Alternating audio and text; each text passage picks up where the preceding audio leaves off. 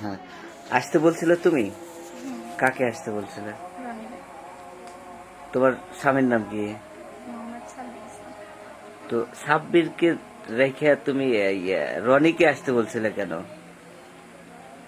তার সাথে সম্পর্ক ছিল 10 মাস, তাই এই সম্পর্ক কি পালায়ে যাওয়ার চিন্তা ভাবনা ছিল, কিন্তু মাঝখানে ধরা পড়া বিভিন্ন ধরনের কথা বের হয়েছে। আমি আগে জানতাম না যে সে বিবাহিত। পরে কালকে সারা রাত বলছে, কিন্তু বিশ্বাস হইতো না যে হয়তো বা মায়ের জন্য ভয়ে বলতেছে।